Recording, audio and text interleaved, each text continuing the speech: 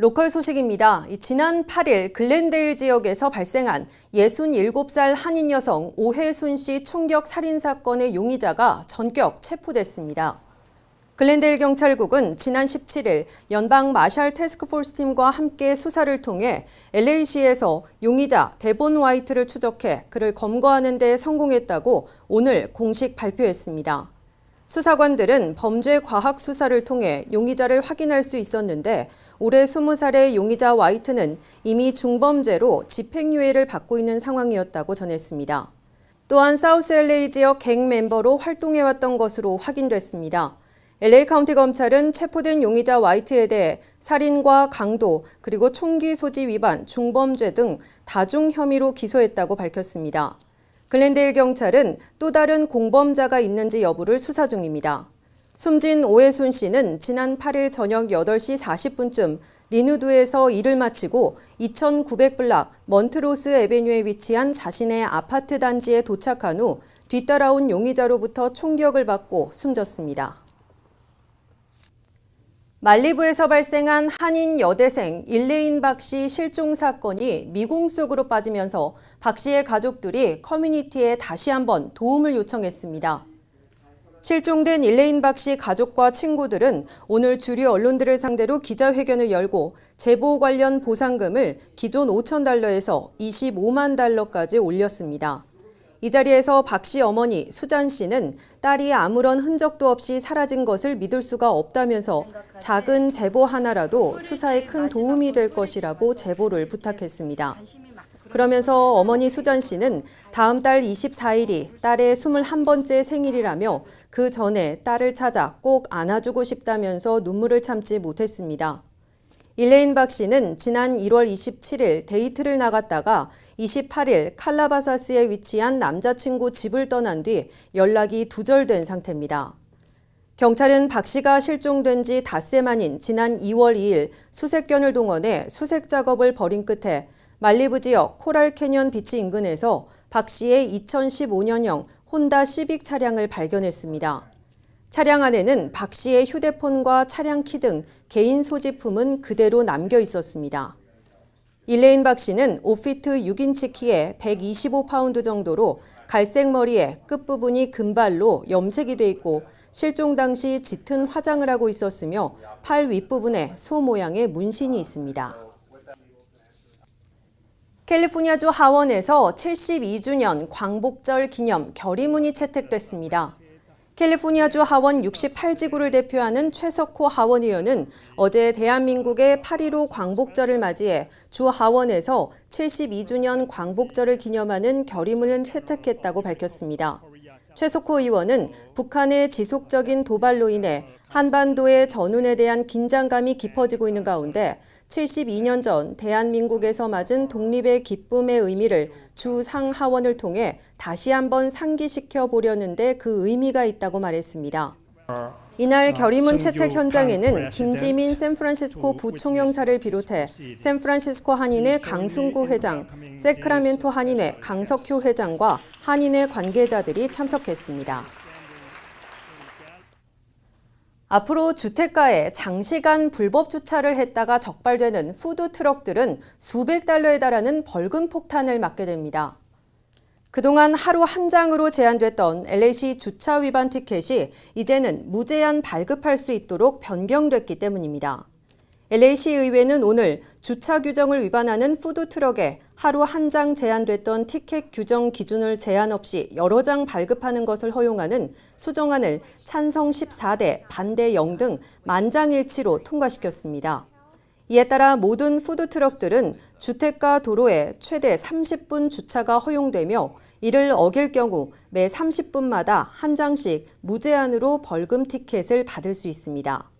이 안을 발의한 마이크 보닌 시의원은 차량 통행이 많은 주요 교차로에 장시간 주차돼 있는 푸드트럭과 같은 상업용 차량으로부터 교통사고를 예방하고 시민들의 안전을 지키기 위한 것이라고 강조했습니다.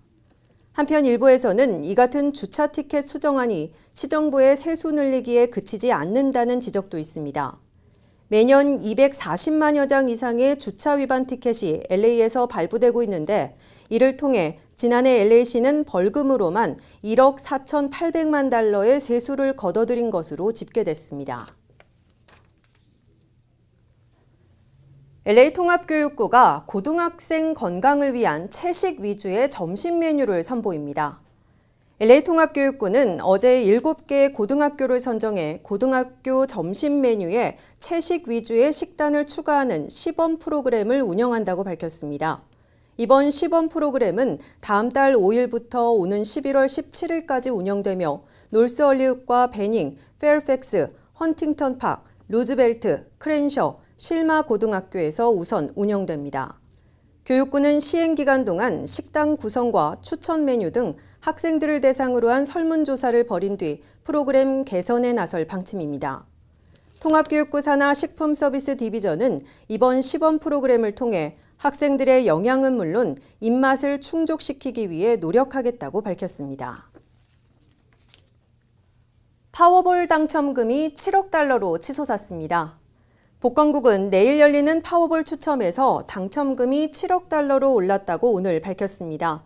이는 미 복권 역사상 두 번째로 높은 금액입니다. 지난해 1월 16억 달러가 역대 가장 높은 당첨금이었습니다. 파워볼 당첨자는 지난 6월 10일부터 나오지 않는 가운데 내일 추첨에서 행운의 주인공이 나올지 관심이 모아지고 있습니다. CBB뱅크가 8번째 지점인 캐롤톤 지점의 그랜드 오픈 행사와 고객 사은 행사를 진행했습니다. CBB뱅크는 오늘 오전 10시 텍사스주 캐롤톤 지점에서 리본 커팅식을 비롯해 그랜드 오프닝 행사를 개최했다고 밝혔습니다. 행사에는 캐롤톤시 존스터 부시장, 시의원 영성, 유석찬 달라스 한인회장, 지니 스미스 달라스 경제인협회장, 그리고 조앤킴 CBB뱅크 행장 등 40여 명이 참석했습니다. 또한 캐롤톤 지점에서는 지점을 찾는 고객들에게 다과가 제공되고 계좌를 오픈하는 고객들에게 감사 사은품을 증정하기도 했습니다. CBB뱅크 조앤킴 행장은 7월 말 현재 자산 10억 달러를 돌파하고 캐롤톤 지점을 오픈하는 등 꾸준히 성장하고 있는 가운데 앞으로도 고객들을 위해 나은 서비스 제공에 힘쓰겠다고 강조했습니다. 한미은행의 2017 대학생 여름 인턴십 프로그램이 9주에 걸친 일정을 성공적으로 마쳤습니다. 한미은행은 프로그램 마지막 날인 지난 18일 인턴십 종료식을 갖고 학생들에게 수료증을 전달했다고 밝혔습니다. 금종국 행장은 인턴들과 함께한 자리에서 프로그램을 마친 소감과 배운 점 등을 일일이 물으며 한미에서의 경험이 미래에 각자가 속한 조직에서 성공적인 커리어를 쌓아나가는 데 큰 도움이 될 것으로 믿는다고 격려했습니다. 110여 명의 지원자 가운데 경쟁을 뚫고 합격한 6명의 대학생들은 지난 9주에 걸쳐 LA 한인타운에 위치한 한미은행 본점 등 그 안에서 기업 금융, SBA 대출, 재무, 마케팅 등 다양한 부서에서 순환 근무를 하며 은행 실무를 직접 경험하는 시간을 보냈습니다. 프로그램을 마친 인턴들은 은행의 다양한 부서에서 실질적 업무에 부딪혀 보며 직장 생활에 대해 보다 깊이 이해하는 계기가 됐다는 소회를 전했습니다. 헐리우드 배우 조지 클루니와 부인 아말 클루니가 백인 우월주의의 시위로 유발된 샬럿츠빌 유혈 사태와 관련해 증오, 인종주의 반대운동 단체에 100만 달러를 기부했습니다. 피플, 할리우드 리포터 등에 따르면 클루니는 오늘 성명에서 아말과 나는 현재 진행되는 동등함을 위한 싸움에 우리의 목소리와 재정적 지원을 보태고자 한다며 증오와 편견에 양면이란 없다라고 말했습니다.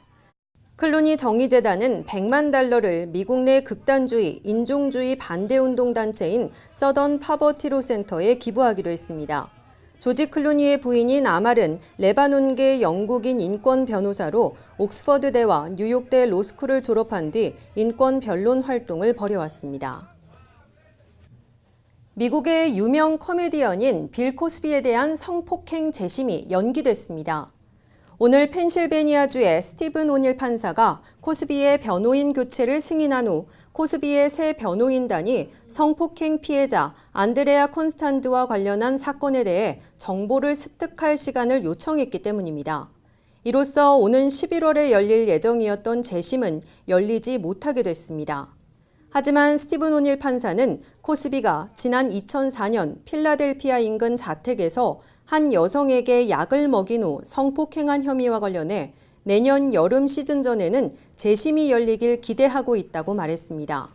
몽고메리 카운티 검찰 측은 새로운 재심 날짜가 정해질 때를 대비할 것이고 이번 사건에 대한 재심이 열릴 수 있도록 할 것이라고 밝혔습니다.